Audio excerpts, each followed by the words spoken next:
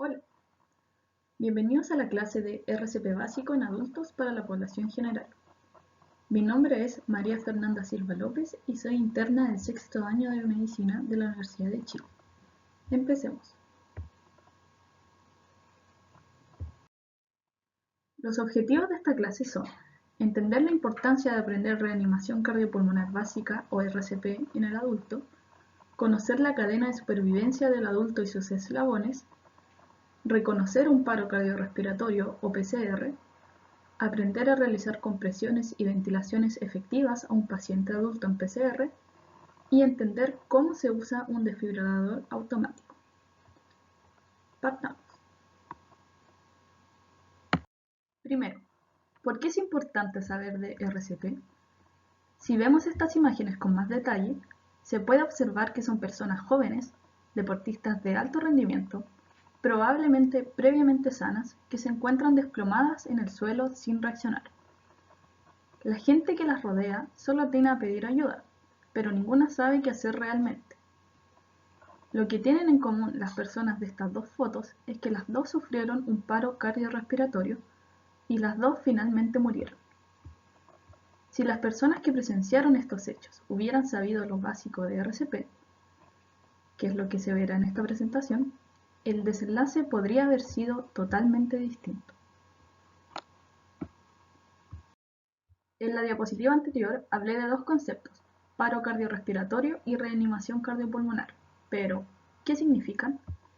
El paro, como su nombre lo dice, es la detención transitoria del funcionamiento del corazón, que permite que le llegue sangre con oxígeno a todo el cuerpo, y de los pulmones, a través de los cuales respiramos, tomando oxígeno del aire y botando el dióxido de carbono. Este es reversible a través de la reanimación, a diferencia de la muerte. Mientras que la reanimación cardiopulmonar es el conjunto de maniobras que se hacen para mantener la circulación de sangre hacia órganos vitales, como el cerebro, y así mantener con vida y con la misma funcionalidad a la persona que esté en PCR. Entonces, empecemos de lleno con la reanimación. Primero, hay que entender que la RCP es solo una parte de la serie de pasos que se deben hacer cuando se encuentra alguien en paro. Estos pasos se llaman cadena de la supervivencia, y como dice el dicho, una cadena es tan fuerte como su eslabón más débil. Es decir, se deben cumplir cada uno de los pasos indicados para conseguir un buen resultado. Tú serás responsable principalmente de los tres primeros eslabones. Analicemos cada uno de ellos. El primer paso es reconocer cuando la persona está en paro. Antes de eso, tenemos que verificar que la escena en la que estamos es segura. No nos pondremos a hacer RCP en medio de una calle donde es probable que nos atropellen, por ejemplo. Luego, se debe estimular a la persona, hablándola y sacudiéndola vigorosamente. Si la persona emite una respuesta con una mueca o se queja, se descarta el paro. Si no reacciona de ninguna forma, debemos seguir con los pasos siguientes. Después tenemos que ver la respiración de la persona.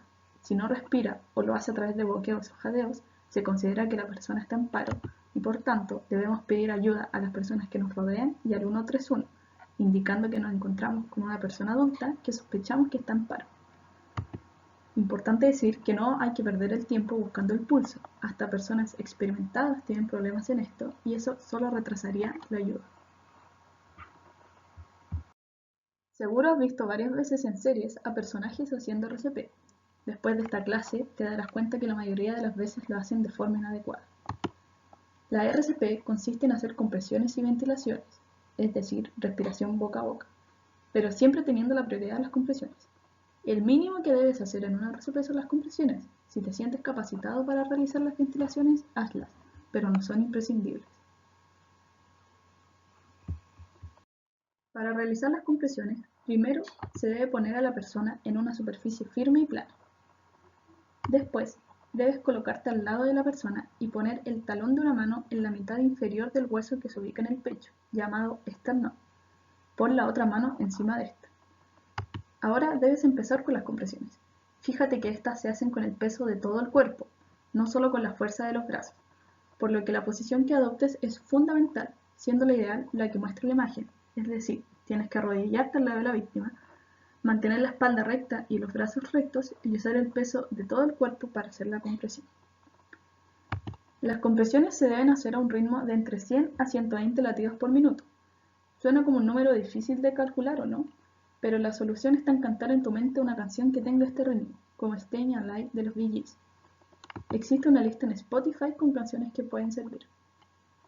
En cada compresión, no dejes que tus brazos reboten en el pecho de la persona, ni que se queden apoyados al final de esta. Tienes que dejar que el pecho se expanda. Ten en cuenta que hacer RCP cansa y bastante, y esto produce que las compresiones que hagas no sean tan efectivas, por lo que cuando te sientas cansado y exista otra persona capacitada presente, pide cambiar de rol.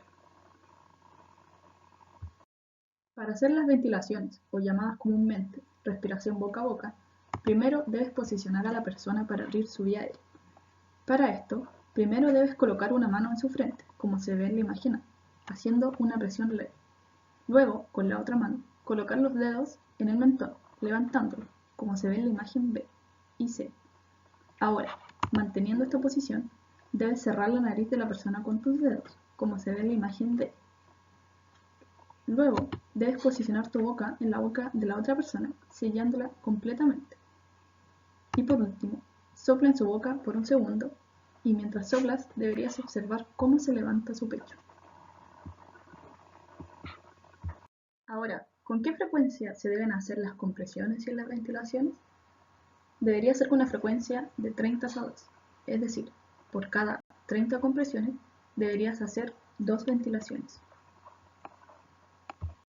El tercer paso de la cadena de supervivencia es la desfibrilación rápida. Este es un paso que puede que lo hagas tú o el personal de reanimación avanzado. Esto depende de si el lugar en el que estás cuenta con un desfibrilador automático o DEA. Pero, ¿qué es desfibrilar? Desfibrilar significa pasar una corriente eléctrica a través del corazón de la persona en paro, para así reiniciarlo y que pueda volver a su ritmo normal. Desfibrilar no sirve para todos los casos de paro, pero sí para las causas más comunes de paro que ocurren fuera del hospital. Ahora hablemos del DEA. El DEA consiste, como se ve en la imagen, en una máquina portátil que tiene la capacidad de detectar si el paciente es candidato a desfibrilar o no, y hacer la descarga si lo es. La suma de compresiones efectivas y una desfibrilación rápida aumenta la sobrevida de los pacientes en paro. Veamos los pasos para usar un DEA. Primero, debes encender el DEA. Luego, tienes que exponer el pecho de la persona en paro, quitándole toda la ropa que cubra su pecho. Después, debes poner los parches en el pecho de la persona. Los parches se colocan uno en el lado derecho del pecho, arriba de la mama, y el otro en el lado izquierdo del pecho, debajo de la axila. Igualmente, los parches suelen contar con dibujos del lugar donde se deben colocar. Una vez puestos, debes, entre comillas, despejar a la persona, es decir, no dejar que nadie la toque para que así el DEA pueda analizar su ritmo cardíaco. Después el DEA te va a indicar si se debe o no realizar una descarga. En caso de que se deba hacer, debes primero avisar que se va a hacer una descarga, avisar que nadie debe tocar al paciente y por último apretar el botón. Por último, debes continuar con RCP por 2 minutos o 5 ciclos de 30 compresiones. En Chile se promulgó una ley el año 2019 que dice que deben existir DEAs disponibles en establecimientos concurridos como aeropuertos, cines, supermercados, gimnasios, entre otros. Pero con el conocimiento que has adquirido en esta clase, quizás te hayas dado cuenta que un DEA no sirve de nada si no sabes realizar compresiones de forma adecuada. Por lo que si bien esta ley es un avance, todavía falta bastante para manejar de forma adecuada los paros extrahospitalarios en Chile. Entonces, para resumir, tenemos que la RCP es un procedimiento que salva vidas, que se deben seguir todos los pasos estipulados en la cadena de sobrevivencia para que ésta funcione, siendo la RCP solo una de ellas, que se debe activar el sistema de emergencia una vez que yo reconozca a la persona en paro, que la RCP es la suma de compresiones y ventilaciones y estas se hacen en relación 30 a 2, que en caso de que tenga un DEA disponible se debe usar siguiendo las indicaciones nombradas. Y por último, que en Chile hay una ley que estipula que los DEAs deben estar en lugares concurridos, pero que no es tan útil si es que la población general no sabe hacer RCP. Muchas gracias por su atención.